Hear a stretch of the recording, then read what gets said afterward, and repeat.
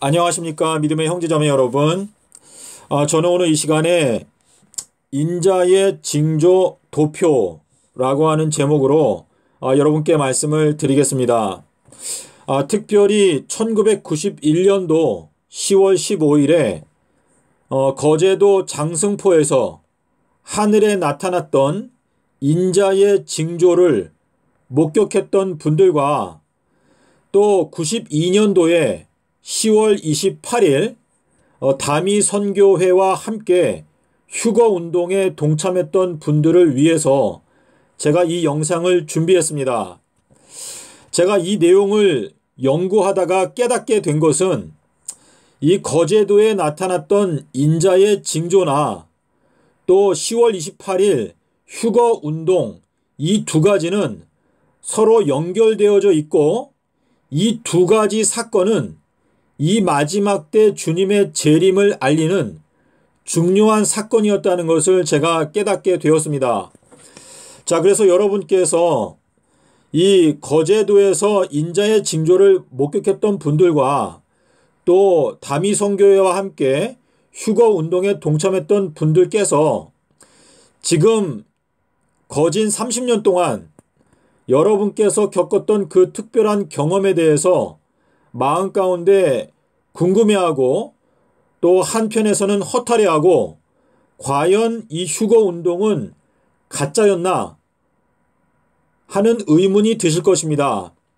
그런데 제가 이 내용을 여러분께 설명을 드리므로 여러분께서 겪으셨던 그 경험은 하나님께서 계획하셨던 경험이라는 것을 제가 여러분께 자세하게 설명을 드리고자 합니다. 자, 이 화면이 별로 선명하지가 않기 때문에 여러분께서 컴퓨터나 또 TV 화면을 통해서 이 내용을 살펴보시게 된다면 여러분께서 1992년도 또 1991년도에 겪었던 그 사건들은 이 마지막 때를 위해서 하나님께서 미리 준비하신 예비적인 사건이었다는 것을 여러분께서 깨닫게 되실 수 있습니다. 자, 우리 마태복음 24장에 보시면 그때의 하늘에 인자의 징조가 번쩍이겠고 라고 하는 말씀이 있습니다. 여기에 번쩍인다라고 하는 것은 27절에 나타나 있는 번개가 번쩍인다라고 하는 단어와 같은 단어인데 예수님께서 말씀하신 바 인자의 징조는 삼낮 삼밤 땅속에서 밖에 없다고 하셨습니다. 마태복음 12장 40절에서 말씀을 하셨는데 하늘에서 인자의 징조가 번쩍인다 라고 하는 이 말씀은 이제 삼낮 삼밤 땅속에서 라고 하는 이 말씀의 의미를 깨닫게 되면서 다시 오시는 예수님을 깨닫게 된다 라고 하는 의미가 되겠습니다. 그래서 이 마지막 때 재림 직전에 저희가 주님의 재림을 깨닫도록 하기 위해서 하나님께서 1990년대에 거제도 장승포 사건과 또 다미 선교회의 휴거 운동을 저희들에게 허락해 주셨던 것입니다. 자, 그러면 제가 한 가지씩 설명을 드리겠습니다. 자, 우리 지금 먼저 예수님의 십자가 사건이 가장 중요한데요. 서기 30년도 4월 9일 날 예수님께서 부활을 하셨습니다. 예수님께서는 4월 5일 날 십자가에서 죽으시고 4월 9일 날 부활을 하셨는데 예수님께서 말씀하시기를 인자가 땅속에서 삼낮 삼밤을 지내겠다라고 말씀을 하신 바와 같이 예수님께서는 4월 6일 그리고 4월 7일 그리고 4월 8일 이렇게 3일 동안 예수님께서는 땅속에서 지내셨습니다. 이것이 바로 인자의 징조인데 예수님께서 4월 9일 날 부활을 하시고 그리고 나서 3000년의 세월이 흐르고 새 예루살렘 성이 내려옵니다. 자, 그래서 여러분 여기 도표에 보시는 대로 이 3천년의 기간 동안에 예수님께서 새 예루살렘 성을 완성하신다라고 하는 뜻인데, 여러분께서 성경을 펴고 요한복음 2장 18절부터 21절의 내용을 읽게 되면 바리새인들이 와서 우리가 당신을 믿을 수 있도록 표적을 보여주십시오, 징조를 보여주십시오 라고 요구했을 때, 너희가 이 성전을 헐라, 내가 3일 동안에 내가 이 성전을 일으키겠다라고 말씀하셨는데, 이 3일이라고 하는 것은 사실상 3천년을 가리키는 것이었습니다.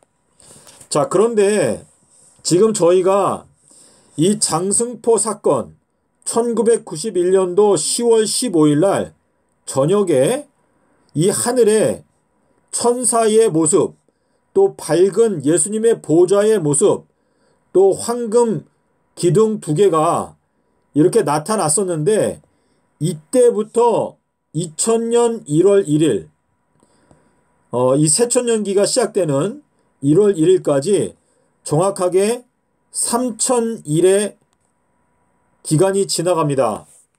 그래서 지금 이 1991년도에 나타났던 이 장승포 사건은 바로 인자의 징조의 사건인데, 자, 왜냐하면 예수님께서 4월 9일 날 부활하시고 서기 30년도에, 그리고 3030년도 4월 9일 날 오후 3시에 새 예루살렘이 내려옵니다. 그래서 인자의 징조를 보여주시고 나서 부활하신 다음에, 다시 말해서 삼낮 삼밤 땅속에서 지내시고 나서 부활하신 다음에 3000년의 세월 동안에 새 예루살렘을 건축하신다 라고 하는 의미를 우리 한국 기독교회가 깨닫도록 하기 위해서 1991년도 10월 15일부터 3000일이 지나고 나서 이제 새 천년기를 맞이하게 된다 라고 하는 것을 보여주시기 위해서 이 10월 15일 날 하나님께서 장승포에 인자의 징조를 보여주신 것입니다. 자, 그런데 1992년도 4월 18일은 아비벌 15일입니다. 이날이 큰 날인데, 요한복음 19장 31절에서 말하는 아비벌 15일 큰 날, 예수님께서 재림하시는 날짜, 이 보름달이 뜨는 날이 1992년도에 4월 18일이었습니다. 그런데 이 4월 18일까지가 186일입니다. 자, 이 186이라고 하는 숫자가 왜 중요한가 하면은, 자, 예수님께서 부활하신 것, 이것은 이제 희년의 사건인데, 희년, 예수님께서 희년이 오기 전에 그 전년도 49년도가 되는 해에 너희가 대속죄일에 희년이 온다라고 하는 나팔을 불라고 명령을 하셨습니다. 그런데 이 나팔을 부는 날짜가 10월 6일인데요. AD 29년도 10월 6일부터 예수님께서 부활하심으로 말미암아 우리 모두에게 희년을 선포하시는 그 부활의 사건까지가 186일입니다. 자, 그런데 이 186일이 1991년도 10월 15일부터 예수님께서 재림하시는 아비벌 15일, 1992년도 4월 18일, 자, 보십시오. 2030년 4월 18일도 역시 큰 날입니다. 아비벌 15일인데 이날 예수님께서 재림하시는 날짜거든요. 그런데 1992년도에도 역시 큰 날이 4월 18일이었습니다. 그래서 이 1991년도 10월 15일부터 186일의 간격이 있다는 것을 여기에서 보여주시고 있는데, 이것은 10월 15일이 다시 말해서 나팔을 분 것입니다. 이제 주님께서 재림하신다 라고 하는 나팔을 분 것이고, 나팔을 분 다음에 186일이 지나갔을 때 주님께서 재림하시는 날짜가 되는 아비벌 15일까지가 186일이라는 것을 보여주신 것입니다. 자, 그런데 이 10월 15일부터 자, 92년도 10월 28일 다미 선교회가 정했던 휴거 날짜까지가 380일입니다. 380일. 자, 여기에 나타나 있는 380일과 여기 밑에 보시면은 38년. 자, 여러분 여기 보시면은요.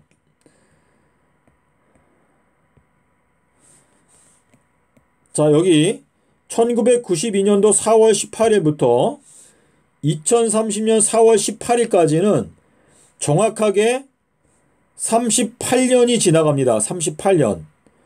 자, 그런데 우리 아까 380일이 여기 있죠. 자, 이것은 자, 인자의 징조가 있고 자, 주님께서 재림하신다라고 하는 징조가 있고 그 다음에 92년도 10월 28일 휴거, 이 휴거 운동이 있게 되었던 그 날짜까지가 380일인데 여기에 4월 18일부터 2030년 4월 18일까지가 38년입니다. 자, 이 38년 된 병자에 대한 이야기가 요한복음 5장 9절에 나오는데요. 38년 동안에 베데스다 연못 옆에서 그 물에 들어가서 그 고침을 받기 위해서 노력을 했지만 고침을 받지 못했습니다. 그런데 결국 38년째 되었을 때 예수님을 만남으로 말미암아 이 병자가 고침을 받았는데 그것이 바로 지금 92년도부터 2030년 4월 18일까지 38년이 흘러가는 동안에 우리 인간들이 죄의 병에서 고침을 받지 못하지만 2030년 4월 18일 38년이 꽉 차게 될 때 우리가 예수님을 만남으로 말미암아 우리의 죄의 병이 완치를 받고 영생에 들어간다라고 하는 의미가 되겠습니다. 자, 그래서 여기에도 보시면 91년도 10월 15일 인자의 징조가 있고 나서 380일이 지났을 때에 다미 선교회에서 말했던 이 휴거 날짜가 오게 되는 것입니다. 자, 그래서 제가 이 3000일은 말씀을 드렸고요. 자, 그리고 이제 1991년도 10월 15일부터 그리고 예수님의 재림 날짜인 4월 18일까지가 14,066일인데 이 14,066일은 26 곱하기 541입니다. 자, 541이라고 하는 숫자는 광채라고 하는 뜻입니다. 여러분께서 헬라어 사전을 보시면 빛나는 광채라고 하는 뜻이고 이 541이 다윗별 숫자입니다. 그리고 이 26이라고 하는 것은 아가페라고 하는 단어인데 사랑이라고 하는 단어입니다. 그래서 사랑의 광채를, 사랑의 빛을 우리에게 비추어 주시는 시기가 1991년도 10월 15일부터 예수님께서 재림하시는 2030년 4월 18일까지 하나님께서 우리에게 사랑, 아가페 사랑의 광채를 우리에게 비춰주신다라고 하는 의미가 여기에 들어 있습니다. 자, 그런데 이 다미 선교회가 휴거 운동을 했던 이 날부터 2022년도 9월 26일 나팔절까지가 정확하게 370개월입니다. 자, 2022년도는 이제 재림전 추수의 7년이 시작되기 바로 전입니다. 그래서 2022년도 9월 26일은 이제 7년의 추수가 시작된다라고 하는 나팔이 불리어지는 날짜인데 이때까지가 370개월이 지나갑니다. 자, 여기 370이 왜 중요한가? 이 37도 역시 다윗별 숫자인데요. 우리 지구의 역사가 기원전 4001년도에 아담과 하와가 타락을 했고 그리고 새 예루살렘까지 3030년까지 7030년입니다. 자, 그런데 이 유대력에는 19년의 윤달 주기가 있습니다. 그래서 19년의 주기를 나누게 되면 370번의 이 19년도의 그 윤달 주기가 지나가고 지구 역사가 7030년으로 끝나는데 이 370번이라고 하는 이 숫자가 여기 370개월로 나타나 있는데 이것은 무슨 뜻인가?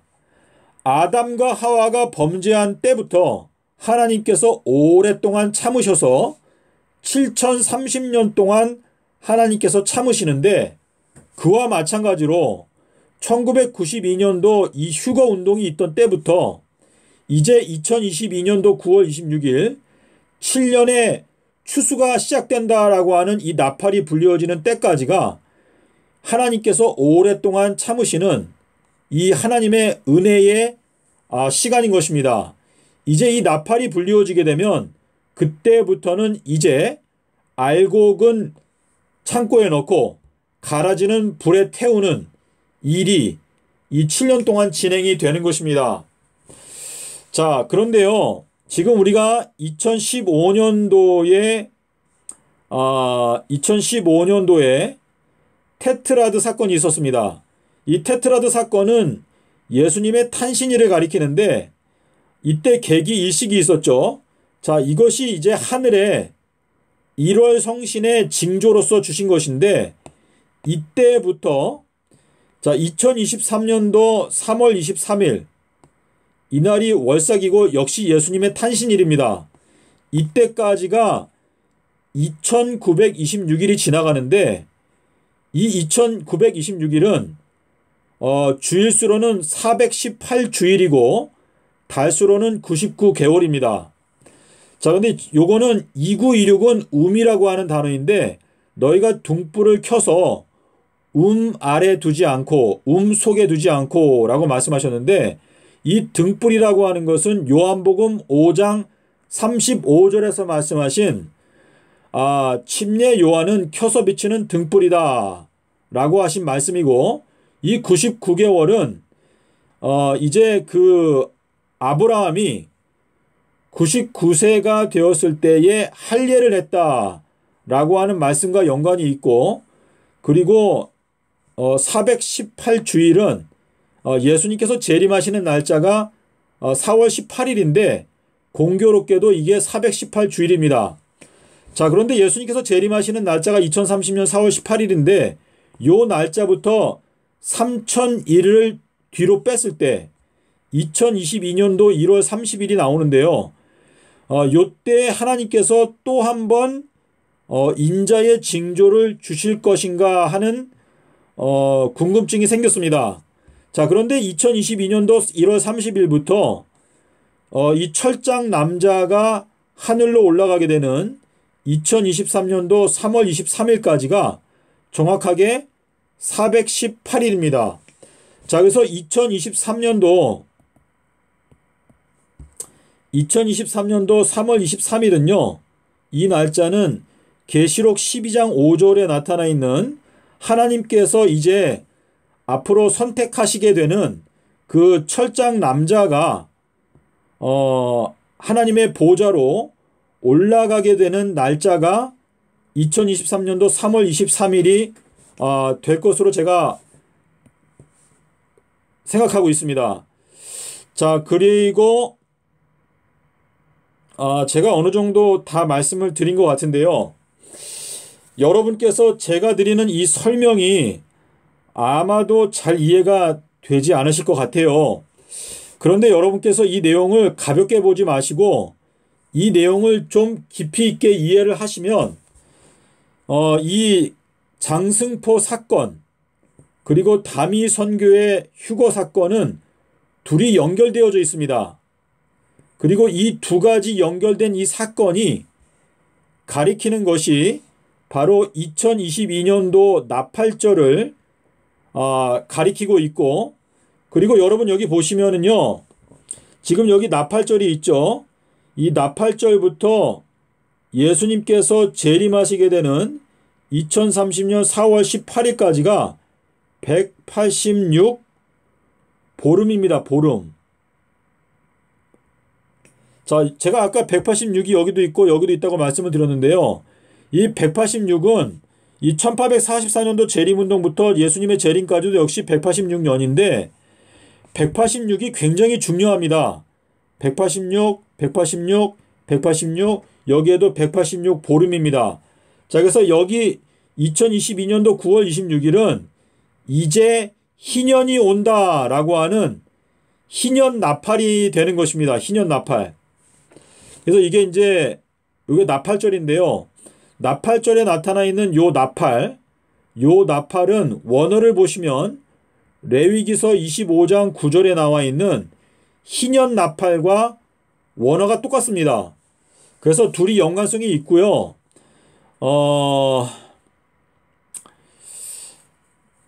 여러분께서 아마도 제가 이해하는 것만큼 이 내용을 당장 이해하기는 어려우실 것 같은데요.